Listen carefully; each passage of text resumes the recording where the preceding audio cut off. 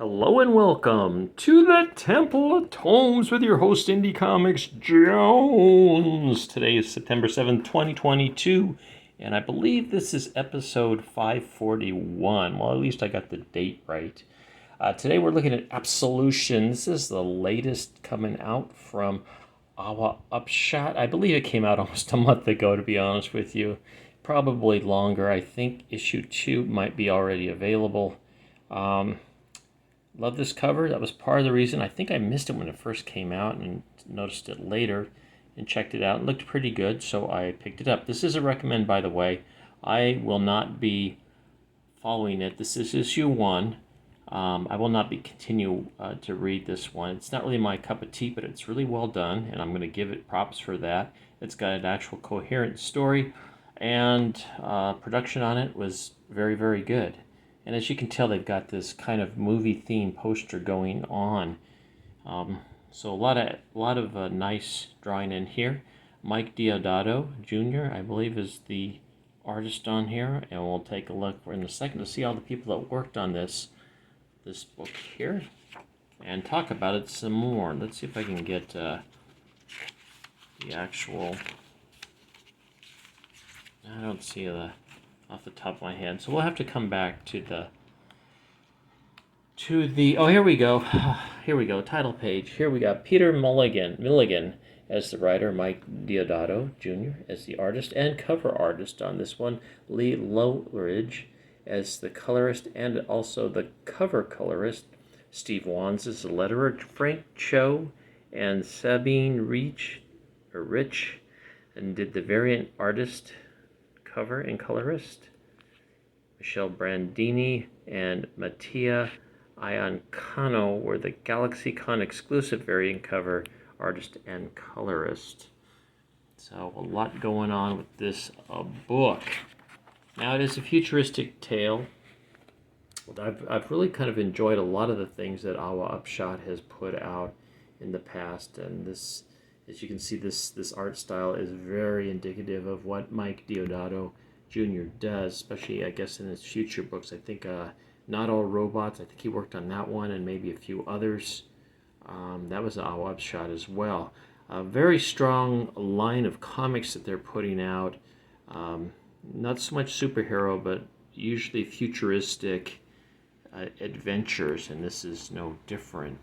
Our main hero here is Nina. You can see her here, who's a bit down on her luck. She was an assassin that got set up and was captured by the government, and now she's in some kind of program where she has been reprogrammed to play in this video. I don't want to say video game, but like a reality assassin's game. She's still a pawn of the government, and she must play out her time in this game in order to get absolution, which I assume means she gets to be a free person. Now, it's kind of like the same theme as Running Man, where if you win the Running Man game, you are free. They're all convicted felons and whatnot. So this is very Mike Deodato style. You can see, I think he's using some kind of modeling software here, as everything looks very precise, and the coloring behind it would be indicative of that. There you go. So it cuts to a flashback here. That's why the different colors, and she is getting these implants put in her. She's been captured by the, did I skip a page? Nope. By the government, and this is the surgeon that is removing some lesions she has supposedly in her brain, and they're being replaced by some other kind of programmed chips. Now you can see she looks quite a bit different here. She's got this kind of funky mohawk. They actually kind of made her look a wee bit unattractive, and when she was a hired assassin she was attractive, but now she's got this kind of futuristic shaved head look. And while she's taking out all these, she's sent into a cartel to help take them down. I believe this was a cartel hit that she was asked to do by the government. It's all being televised, and people can actually, this nice futuristic future city, people can actually watch on TV and make comments live. So there's a live stream going on. she's aware of the comments as well as her Absolution bar, how she's doing, if they feel she's really doing her best to be absolved of her past life.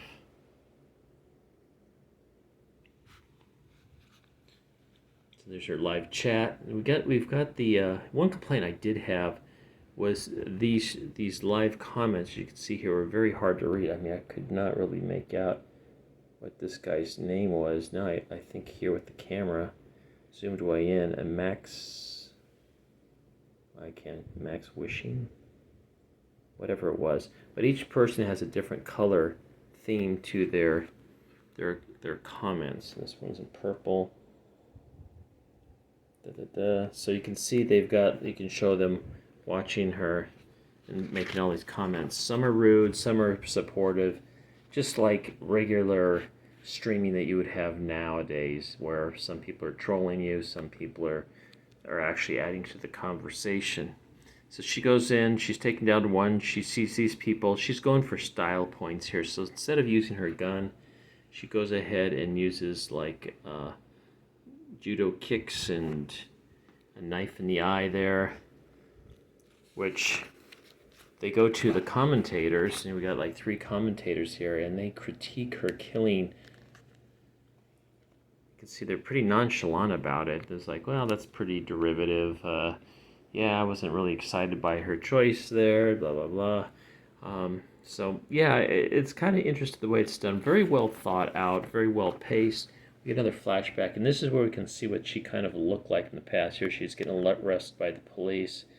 Kind of goes into her story about her being the hired assassin for a cartel. Then she goes independent.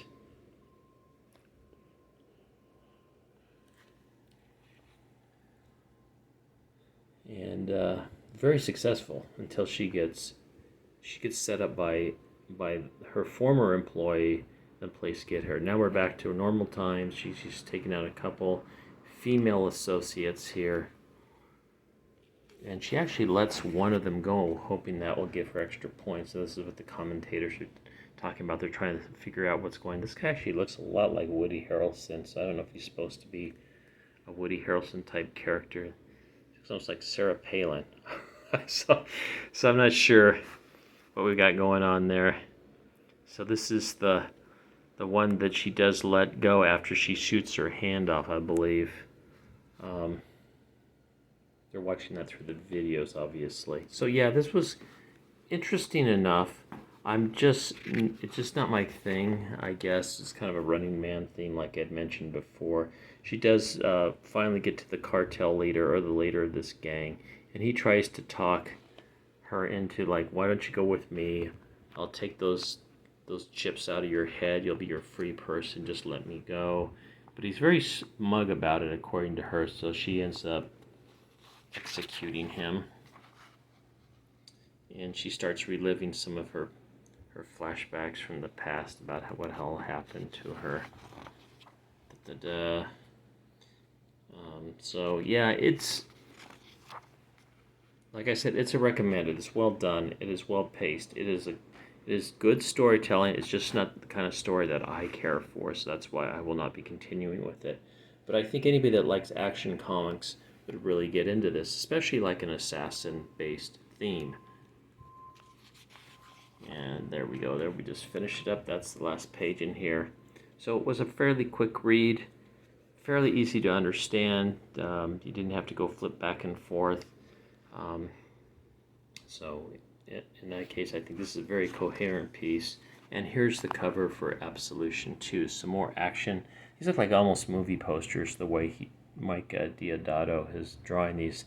Now, I don't know if that's part of his technique, an epic tale of revenge and atonement. So as you can see, this is made up like a movie poster as well. Cover. It's so hot here. I'm just sitting here with no shirt on, so I'm trying to keep my belly out of this hot. We had this heat wave now for over a week, and we don't have air conditioning here. We're kind of close to the beach, but not close enough to really feel the effect at the beach, unfortunately. It was the The other day it was 103 in here. We're just dying. And that's kind of why my production has been kind of low, is I'm just laying around, trying to just stay cool and not move around. But I'm just want to do some more stuff now. Even my writing's kind of taking a back seat. So here's coming up next month, excuse me, which is probably now. I think the second issue is out, like I mentioned before. I might pick it up. I'll just, if it's a light week, maybe I'll pick it up anyway. So here's what else is going on with our friends at Our Upshot. American Ronin, Resistance, Bad Mothers, Not All Robots, which, if this is a new issue, it should have been pulled for me, but I have not gotten it yet. So maybe this is just something a while ago. Mark Russell and Mike Deodato, and he also worked on Redemption, Mike Deodato, and also this one here, the fourth. Actually worked on these two as well. So there's 5 copies of Mike Deodato's art there. Devil's Highway, Benjamin Percy. I saw this. It didn't look interesting enough to me, so I skipped it. 5-issue series. Issue 3 is already on sale. It was back in July.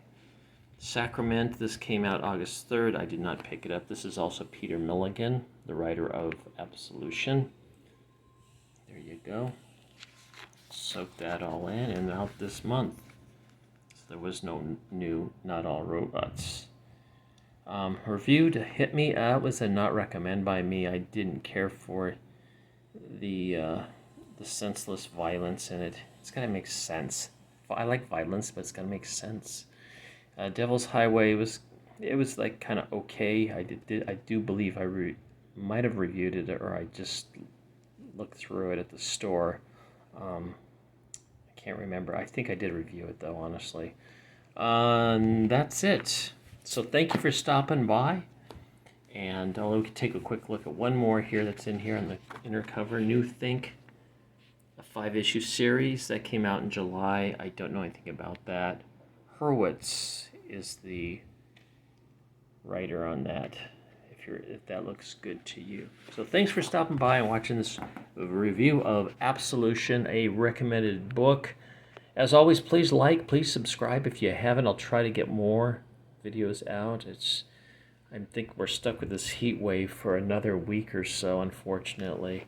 It's just killing us. It's taken me a while to get acclimated to this heat, but I think we're over the worst of it here in California. Now, I know the whole nation is pretty warm right now. It's not just California. It's all across the nation. I've got my phone for all the different cities of friends that I have in different states, and everybody's suffering. Even Northern California is even hotter than we are, which is incredible at this time of year. I think they were up there. Sacramento was like 113. That's insane. That's insane heat. But yeah, you guys stay cool, and we'll talk to you later at the Temple of Tomes. This is Indie Comics Jones bidding you adieu.